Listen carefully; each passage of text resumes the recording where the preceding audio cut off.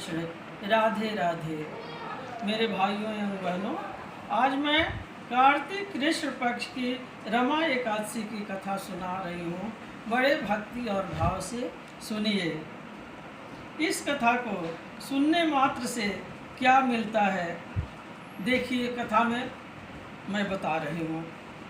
युधिष्ठिर कहने लगे, हे भगवान, अब आप मुझसे कार्तिक कृष्णा एकादशी का नाम और इसकी विधि तथा इसके करने से क्या फल मिलता है, सो सब विस्तार पूर्वक कहिए। भगवान श्री कृष्ण बोले, इस एकादशी का नाम रमा एकादशी है। यह बड़े बड़े पापों का नाश करने वाली है। मैं तुमसे इसकी कथा कहता हूँ, ध्यान पूर्वक सुनो। भगवान श्री कृष्ण बोल रहे हैं कथा। हे राजन, प्राचीन काल में मुचुकुंद नाम का एक राजा था। उसकी इंद्र, यम, कुबेर, वरुण तथा विभीषण के साथ भी मित्रता थी। वह बड़ा धर्मात्मा, विष्णु भक्त और न्यायप्रिय था। उस राजा के चंद्रभागा नामक एक कन्या थी। राजा ने चंद्रभागा का विवाह राजा चंद्रसेन के पुत्र शोभन के साथ कर दिया। एक समय शोभन ससुर के घर आया। उन्हीं दिनों जल्दी ही पुण्यदायिनी रमा एकादशी भी आने वाली थी। जब व्रत का दिन समीप आ गया तो चंद्रभागा को अत्यंत चिंता हुई कि मेरे पति बहुत दुर्बल हैं, वह व्रत कैसे करेंगे और मेरे पिता की आज्ञा अति कठोर है। दसवीं को राजा ने ढोल बजवाकर सारे राज्य में यह घोषणा करवा दी कि एकादशी को कोई भी भोजन नहीं करेगा। घोषणा सुनते ही शोभन को अत्यंत चिंता हुई और अपनी पत्नी से कहा, प्रिय, अब क्या करना चाहिए? मैं तो किसी प्रकार भी भूख सहन नहीं कर सकूँगा। ऐसा उपाय बतलाओ कि जिससे मेरा कष्ट बच सके, अन्यथा मेरे प्राण अवश्य चले जाएंगे। चंद्रभागा कहने लगी, स्वामी, मेरे पिता के राज्य में एकादशी के दिन कोई भी भोजन नहीं करता। यहाँ तक कि हाथी, घोड़ा, गौ आदि भी तृण, अन्न, जल आदि ग्रहण नहीं करते। फिर मनुष्य कैसे भोजन कर सकते हैं? यदि आप भोजन करना चाहते हैं तो किसी दूसरे स्थान पर चले जाइए, और यदि आप यहाँ रहना चाहते हैं तो आपको एकादशी का व्रत करना पड़ेगा। ऐसा सुनकर शोभन कहने लगा, हे प्रिय, मैं व्रत अवश्य करूँगा। जो भाग्य में होगा वह देखा जाएगा। ऐसा विचार कर उसने व्रत रख लिया और वह भूख और प्यास से अत्यंत पीड़ित होने लगा। जब सूर्य नारायण अस्त हो गए और रात्रि का जागरण का समय आया, वह शोभन को अत्यंत दुखदायी प्रतीत हुआ। प्रातःकाल होते शोभन के प्राण निकल गए। तब राजा ने उसका दाह संस्कार कराया, परंतु चंद्रभागा अपने पिता की आज्ञा से सती नहीं हुई और अपने पिता के घर में ही रहने लगी। रमा एकादशी के प्रभाव से शोभन को मंदराचल पर्वत पर धन धान्य से युक्त तथा शत्रुओं से रहित एक सुंदर देवपुर नगर का राज्य प्राप्त हुआ। वह देवपुर सुंदर स्वर्ण खंभों पर निर्मित था और उसने शोभन को बहुमूल्य वस्त्र आभूषण भी मिले। एक समय मुचकुंद के नगर में रहने वाला सोम शर्मा नाम का ब्राह्मण तीर्थ यात्रा करता हुआ घूमता घूमता उधर जा निकला और उसने शोभन को पहचान लिया कि यह तो राजा का कोई जमाई शोभन है। शोभन भी उसको पहचान कर उसने आसन से उठकर उसके पास आया और प्रणामादि करके कुशल पूछी। ब्राह्मण ने कहा, राजा, मुचकुंद और आपकी पत्नी चंद्रभागा आपके वियोग में बहुत दुखी हैं। वैसे नगर में सब कुशल से हैं। तत्पश्चात ब्राह्मण बोला, हे राजन, मुझको अत्यंत आश्चर्य हो रहा है कि ऐसा सुंदर नगर जो न कभी देखा न सुना, आपको यह मनोरम अद्भुत नगर किस प्रकार प्राप्त हुआ?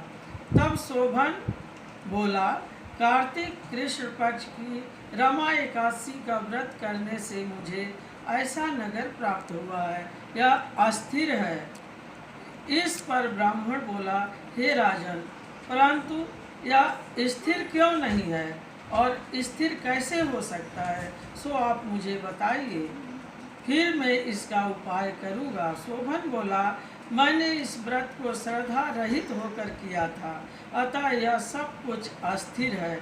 यदि आप मेरी पत्नी चंद्रभागा को यह सब वृतांत कहें जिससे वह इसका उचित उपाय करे तो यह स्थिर हो सकता है।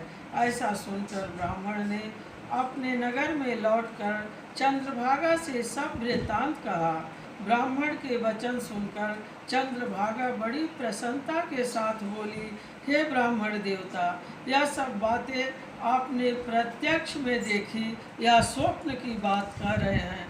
ब्राह्मण कहने लगा, हे पुत्री, मैंने मंदराचल में तुम्हारे पति शोभन को प्रत्यक्ष देखा है, साथ ही देवताओं के नगर के समान उनका नगर भी देखा है। उन्होंने यह भी कहा है कि यह स्थिर नहीं है, जिस प्रकार स्थिर हो सके उसका उपाय करना चाहिए।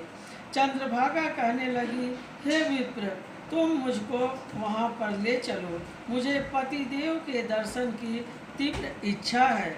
मैं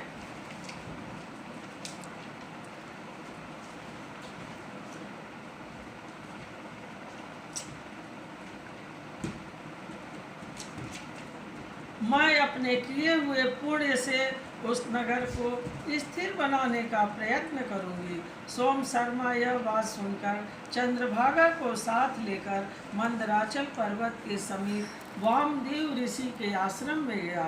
वामदेव ऋषि ने उनकी बात सुनकर वेद मंत्रों के उच्चारण से चंद्रभागा का अभिषेक किया। तब ऋषि के मंत्र के प्रभाव और एकादशी के व्रत से चंद्रभागा का शरीर दिव्य रूप हो गया और वह दिव्य गति को प्राप्त हुई। इसके बाद वह बड़ी प्रसन्नता के साथ अपने पति के समीप गई। अपनी प्रिय पत्नी को आते देखकर शोभन अत्यंत प्रसन्न हुआ और उसको बुलाकर अपनी बाईं तरफ बिठाया। चंद्रभागा कहने लगी, हे प्राणनाथ, आप मेरे पुण्य को ग्रहण कीजिए।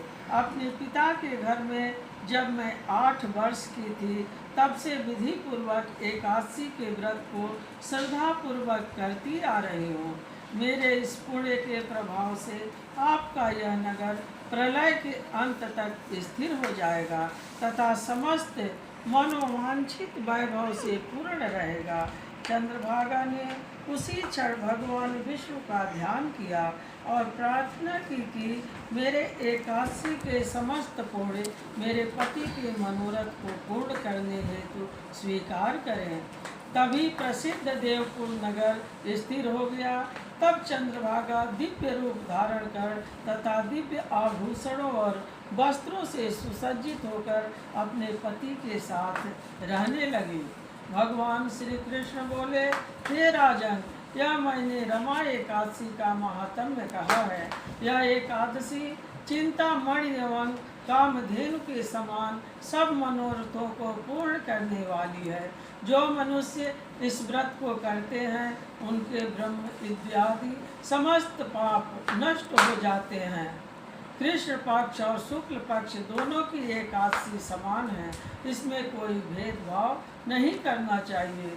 जो दोनों को पढ़ते अथवा सुनते हैं, इस कथा को भाव से सुनते हैं, वे समस्त पापों से छूटकर विश्वलोक को प्राप्त होते हैं। फलाहार, इसमें केला का सागार लें। केला व उससे बने पदार्थ, फल और मेवा का सेवन करना चाहिए।